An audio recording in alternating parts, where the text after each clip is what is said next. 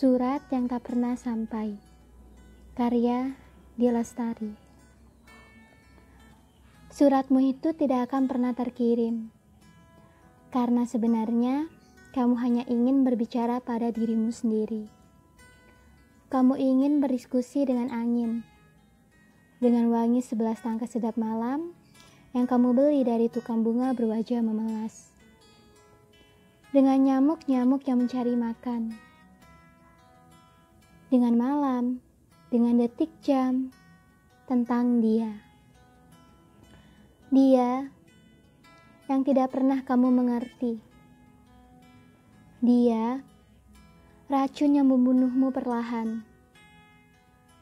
Dia, yang kamu reka dan kamu cipta. Sebelah darimu menginginkan agar dia datang. Membencimu hingga muak dia mendekati gila. Menertawakan segala kebodohannya, kehilafannya, untuk sampai jatuh hati padamu. Menyesalkan magis yang hadir naluriah setiap kali kalian berjumpa. Akan kamu kirimkan lagi tiket bioskop, bon restoran, semua tulisannya, dari mulai nota sebaris sampai doa berbait-bait. Dan beceklah pipinya karena geli, karena asap dan abu dari benda-benda yang ia hanguskan.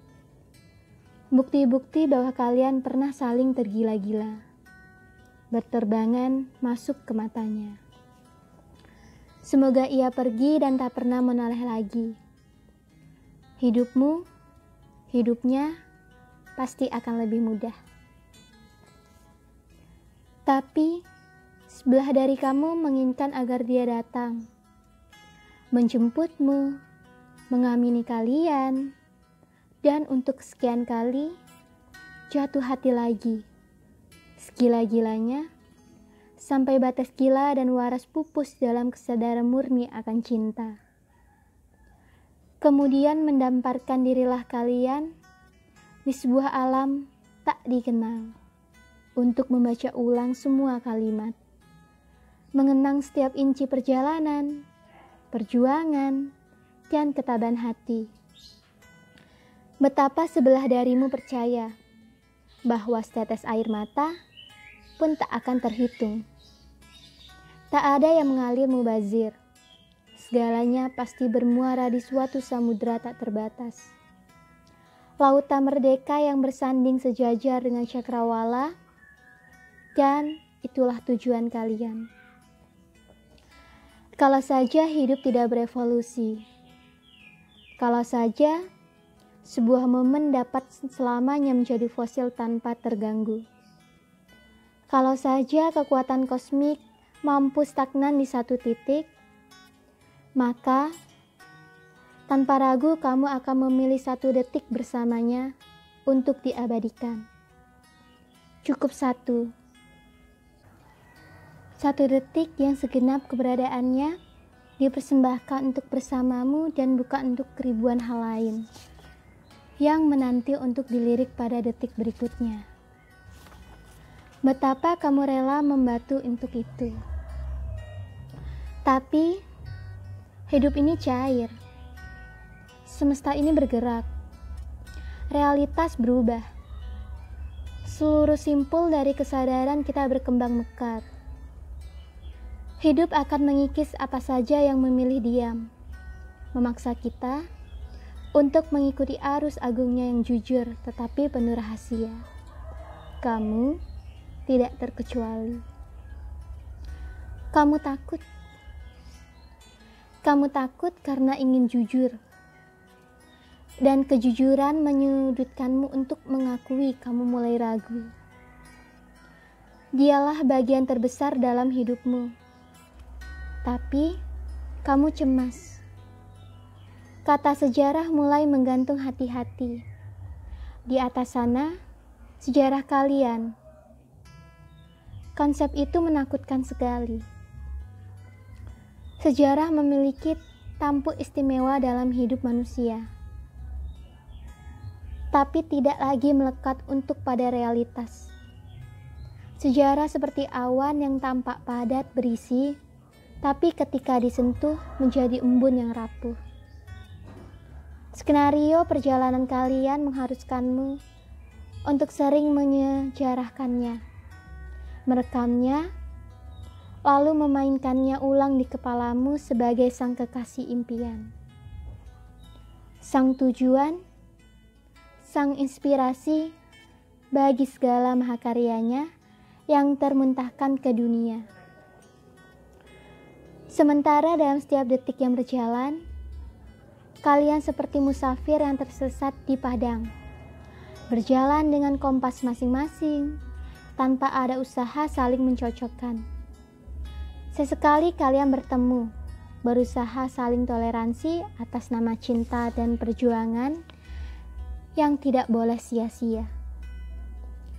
Kamu sudah membayar mahal untuk perjalanan ini. Kamu pertaruhkan segalanya demi apa yang kamu rasa benar. Dan mencintainya menjadi kebenaran tertinggimu. Lama baru kamu menyadari bahwa pengalaman merupakan bagian tak terpisahkan dari hubungan yang diikat oleh seutas perasaan mutual.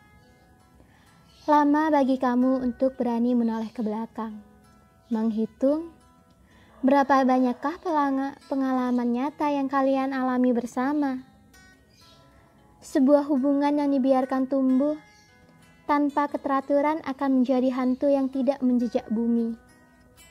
Dan alasan cinta yang tadinya diagungkan bisa berubah menjadi utang moral, investasi waktu, perasaan, serta perdagangan kalkulatif antara dua pihak. Cinta butuh dipelihara, bahwa di dalam sepak terjang yang serba mengejutkan, cinta ternyata masih butuh mekanisme agar mampu bertahan. Cinta jangan selalu ditempatkan sebagai iming-iming besar, atau seperti ranjau yang tahu-tahu meledakkanmu entah kapan dan kenapa. Cinta yang sudah dipilih sebaiknya diikutkan di setiap langkah kaki. Merekatkan jemari dan berjalanlah kalian bergandengan. Karena cinta adalah mengalami. Cinta tidak hanya pikiran dan kenangan. Lebih besar, cinta adalah dia dan kamu. Interaksi perkembangan dua manusia yang terpantau agar tetap harmonis. Karena cinta pula, hidup dan bukan cuma maskot untuk disembah sujud. Kamu ingin berhenti memencet tombol tunda. Kamu ingin berhenti menyumbat denyut alami hidup dan membiarkannya bergulir tanpa beban. Dan kamu tahu, itulah yang tidak bisa dia berikan kini. Hingga akhirnya, di meja itu, kamu dikelilingi tulisan tangannya yang tersisa. Kamu baru sadar betapa tidak adilnya ini semua.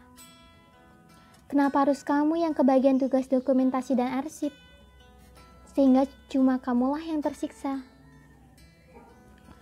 Jangan heran kalau kamu menangis sejadi-jadinya. Dia yang tidak pernah menyimpan gambar rupamu pasti tidak tahu apa rasanya menatap lekat-lekat satu sosok. Membayangkan rasa sentuh dari helai rambut yang polos tanpa busa pengeras. Rasa hangat uap tubuh yang kamu hafal betul temperaturnya. Dan kamu hanya bisa berbagi kesedihan itu, ketidaktelaan itu, kelemahan itu, dengan wangi bunga yang melangu, dengan nyamuk-nyamuk yang putus asa, dengan malam yang pasrah digusur pagi, dengan detik jam dinding yang gagu karena habis daya. Sampai pada halaman kedua suratmu, kamu yakin dia akan paham, atau setidaknya setengah memahami, betapa sulitnya perpisahan yang dilakukan sendirian. Tidak ada sepasang mata lain yang mampu meyakinkanmu bahwa ini memang sudah usai. Tidak ada kata, peluk, cium, atau langkah kaki beranjak pergi, yang mampu menjadi penanda dramatis bahwa semua akhir telah pupus bersama. Atau sebaliknya, tidak ada sergahan yang membuatmu berubah pikiran. Tidak ada kata jangan yang mungkin apabila diucapkan dan ditindakkan dengan tepat akan membuatmu menghambur kembali dan tak mau pergi lagi. Kamu pun tersadar, itulah perpisahan paling sepi yang pernah kamu alami. Ketika surat itu tiba di titik yang terakhir, masih akan ada sejumput kamu yang bertengger tak mau pergi dari perbatasan usai dan tidak usai. Bagian dari dirimu yang merasa paling bertanggung jawab atas semua yang sudah kalian bayarkan bersama, demi mengalami perjalanan hati bersedahsyat itu. Dirimu yang mini tapi keras kepala, memilih untuk tidak ikut pergi bersama yang lain, menetap untuk terus menemani sejarah. Dan karena waktu semakin larut, tenagamu pun sudah menyurut, maka kamu akan membiarkan si kecil itu bertahan semaunya. Mungkin suatu saat, apabila sekelumit dirimu itu mulai kesepian dan bosan, ia akan berteriak-teriak ingin pulang, dan kamu akan menjemputnya, lalu membiarkan sejarah membentengi dirinya dengan tembok tebal yang tak lagi bisa ditembus. Atau mungkin, ketika sebuah keajaiban mampu menguak kekeruhan ini, jadilah ia semacam mercusuar, kompas, bintang selatan yang menunjukkan jalan pulang bagi hatimu untuk akhirnya menemuiku. Aku yang merasakan apa yang kau rasakan, yang mendamba untuk mengalami. Aku yang telah menuliskan surat-surat cinta padamu, surat-surat yang tak pernah sampai.